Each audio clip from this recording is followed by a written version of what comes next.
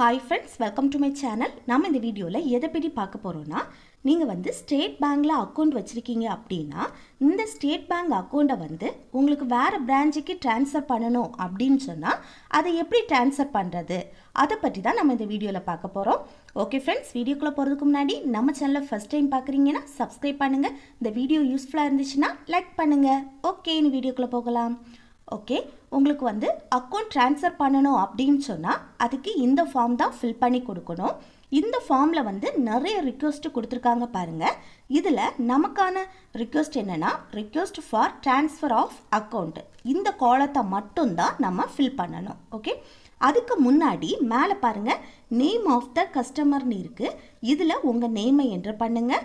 அதுக்கப்புறம் mobile number இருக்குது பாருங்கள். இந்த பாக்ஸில் உங்கள் மொபைல் நம்பரை என்டர் பண்ணிக்கோங்க.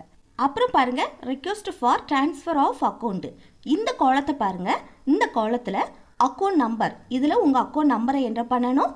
அதுக்கப்புறம் பாருங்கள், டு பி ட்ரான்ஸ்ஃபர்டு டூன்னு கொடுத்து ஒரு டேஷ் போட்டிருக்காங்க. இதில் நீங்கள் எந்த பிரான்ச்சுக்கு இந்த அக்கௌண்ட்டை சேஞ்ச் பண்ணுறீங்களோ அந்த பிரான்ச்சோட நேமை என்டர் பண்ணணும். அதுக்கப்புறம் பாருங்கள், சிக்னேச்சர், இதில் உங்கள் சைனை போடணும். அவ்வளோதான் இந்த அக்கௌண்ட் ட்ரான்ஸ்ஃபர் பண்ணுறதுக்கு நம்ம ஃபில் பண்ண வேண்டியது. இப்போ நம்ம இந்த ஃபார்மை கம்ப்ளீட்டாக ஃபில் பண்ணி முடிச்சிட்டோம். இந்த வீடியோ உங்களுக்கு யூஸ்ஃபுல்லாக இருக்குன்னு நினைக்கிறேன். யூஸ்ஃபுல்லாக இருந்துச்சுன்னா இந்த வீடியோக்கு லைக் பண்ணுங்கள், உங்கள் ஃப்ரெண்ட்ஸுக்கு ஷேர் பண்ணுங்கள், கூடவே கமெண்ட்டும் பண்ணுங்கள். ஓகே, நெக்ஸ்ட் வீடியோவில் பார்க்கலாம். தேங்க்ஸ் ஃபார் வாட்சிங்.